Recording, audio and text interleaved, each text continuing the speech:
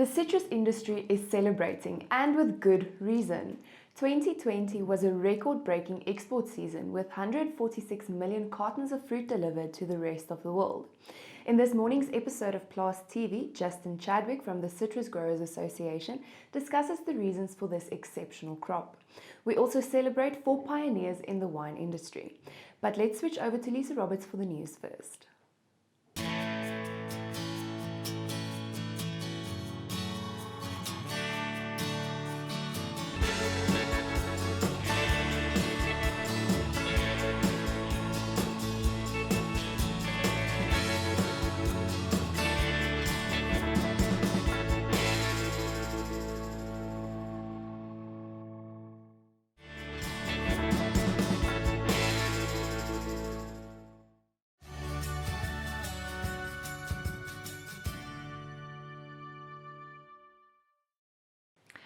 Welcome to today's news. According to Ciptrop, the first export estimate for the 2020-21 South African avocado season is set at 16 million 4-kilogram equivalent cartons. This is 1 million cartons more than last year's export crop.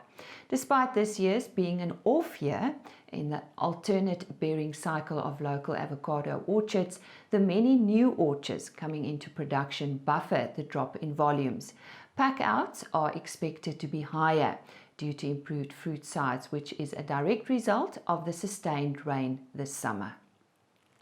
And according to the South African table grape industry's third crop estimate for the 2020-21 season, intake volumes for local table grapes are expected to increase to between 65.3 and 69.8 million 4.5 kilogram equivalent cartons. According to the organization's Willem Bestbier, favorable weather conditions, sufficient water availability after last winter's rainfall, large berry sizes and the overall quality of grapes contributed to the positive outlook. The 2019-2020 season ended 66.15 million, which is 4.5 kilogram cartons.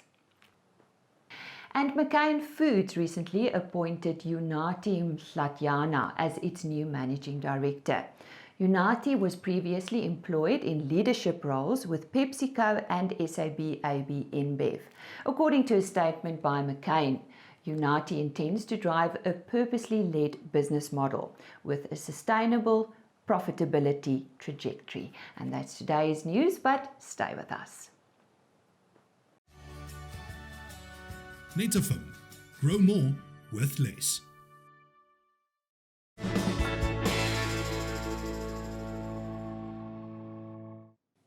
In March last year, the South African citrus industry predicted a bumper export season for 2020 and estimated that export volumes reached 143 million cartons of fruit.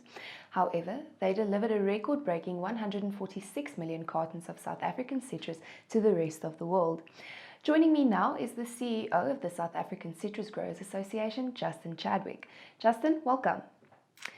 146 million cartons of fruit. It's difficult to tangibly quantify the size and volume. Why don't you just help us with this a bit? We actually asked one of our growers in the north, Birgit van Rooyen, who's been in the industry for many years, to do some mathematics for us. And he's told us that fruit, if you put all the fruit next to each other, it goes around the earth 18 times.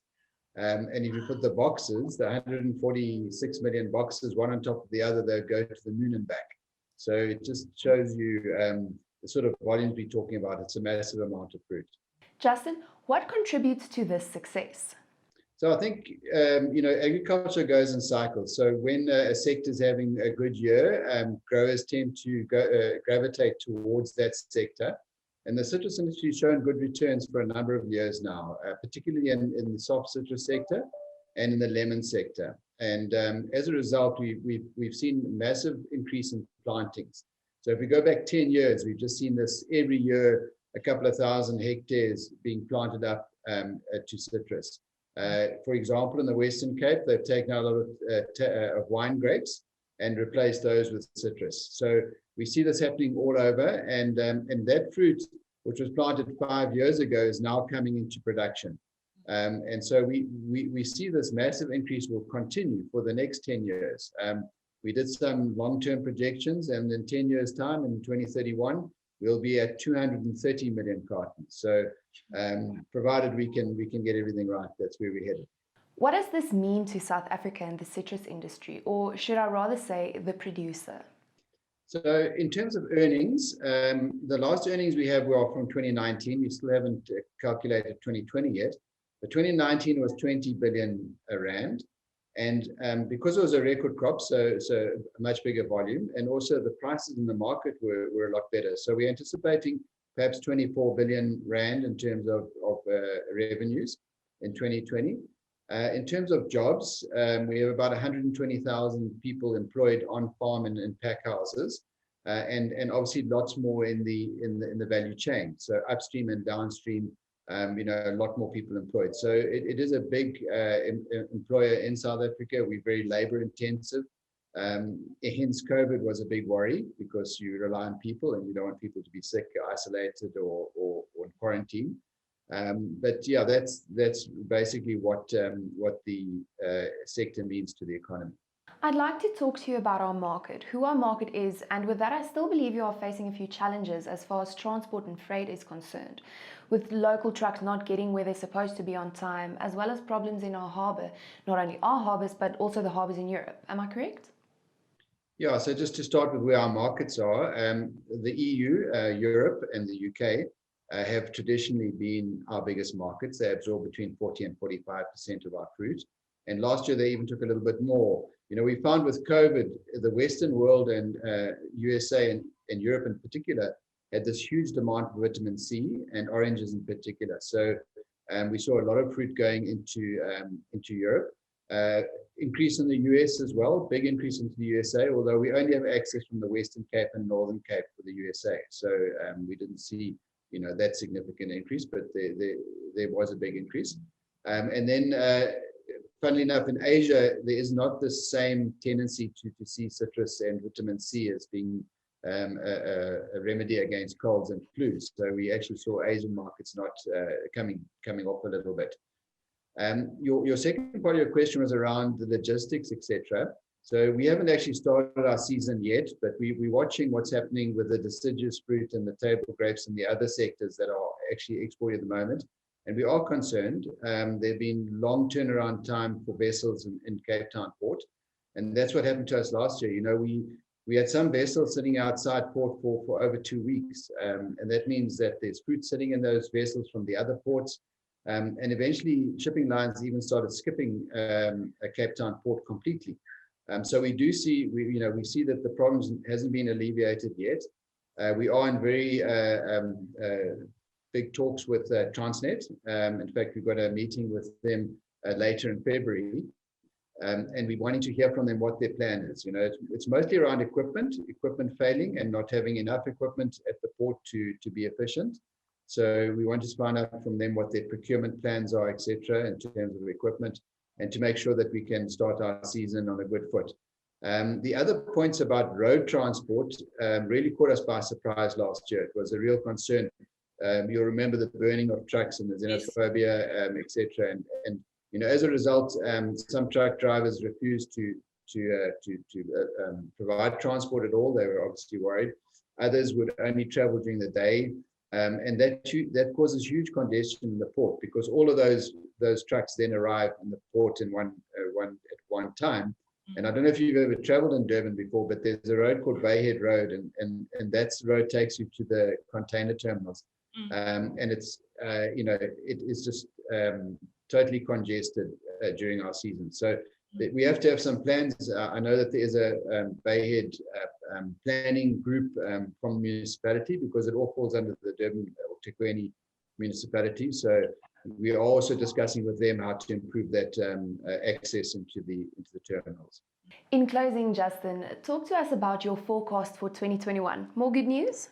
Yeah, so we'll only have an official forecast in March, because anything can happen between now and the start of the season. But I can tell you that in terms of the flowering, so in October we have the flowering when the flowers start, and that becomes the fruit. So the flowering was very good in October, a big flower set, a big fruit set from there. And then obviously these latest rains, I mean, you're sitting there with rain all around you, and so we here in Durban.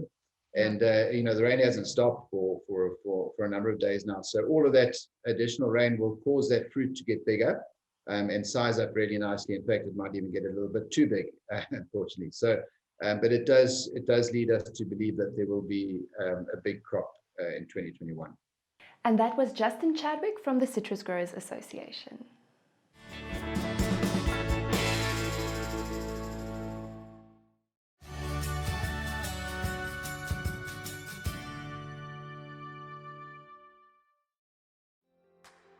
Goeiemôre kykers, en vandag se termynmarkverslag kan nog gesien word dat grane en oliesade vir lewering in Mei effens swaar getrek het die afgelope week. Witmielie se prysverlewering in Mei is met 1.2% af en die prys van geel mielies met 0.2%. Koringpryse is ook 1.9% laer, terwyl sonneblomme en sojabone se pryse met onderskeidelik 2.4 en 0.9% gedaal het. Die redes vir die dalings in pryse, veral in terme van somergrane en oliesade, is 'n redelike goeie oes wat verwag word, en met sojabone is daar tans 'n verskil van R2200 tussen die laaste maandprys en die futuresprys van Mei maand. Wat die olieprys aanbetref, het olie se pryse afgelope week met 6% gestyg, en dit is as gevolg van die olieproduserende lande wat besluit het om produksie te laat daal, terwyl die rand redelik goed vertoon het teenoor vernaamste geldeenhede, 0.4% sterker teenoor die dollar, 0.7% sterker teenoor die pond en 1.8% sterker teenoor die euro.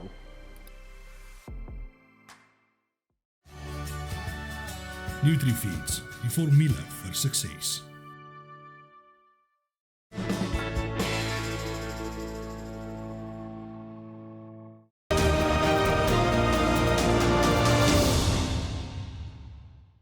Good evening, ladies and gentlemen. Tonight is a celebration, and specifically a celebration of the South African wine industry. On the 2nd of February 1659, Jan van Riebeeck wrote in his diary, "Heden is Godelof van de Kaapse druiwe de eerste maal wyn gebarst."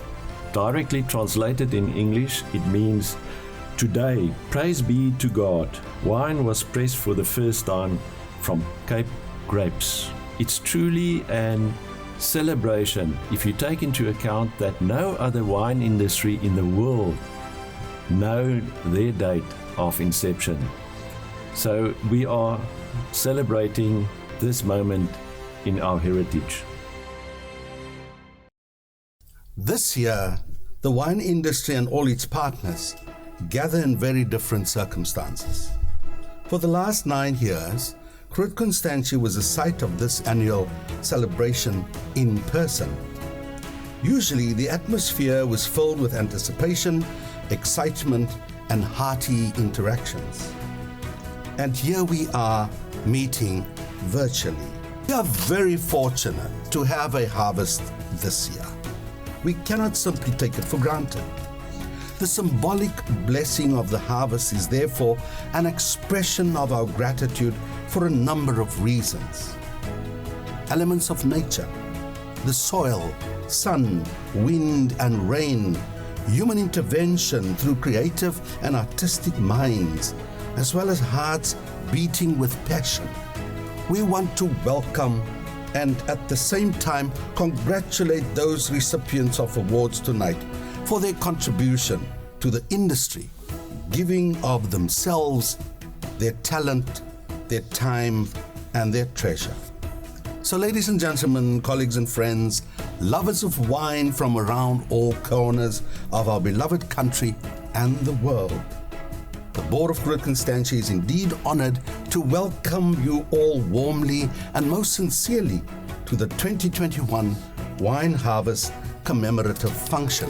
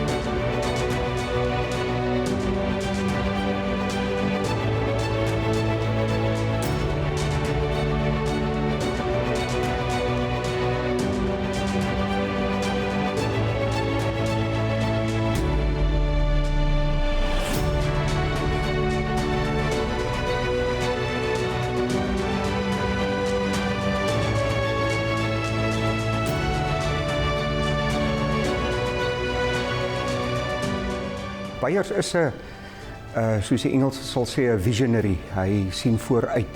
Daar's 'n positiewe energie wat aansteeklik is. There's one thing that I think will live forever.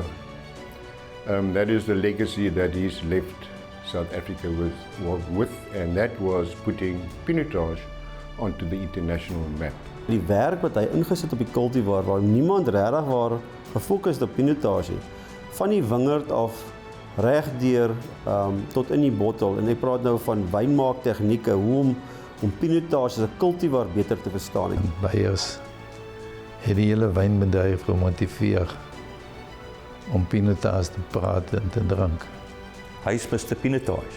Enige persoon wat pinotage ken en nie net in Suid-Afrika nie, maar in die wêreld, het respekteer die kultivar vandag baie meer as gevolg van werk wat Beyers betrokke by was. Hy's iemand na wie jy kan opsien en hy's 'n goeie voorbeeld vir almal van ons in die wynbedryf.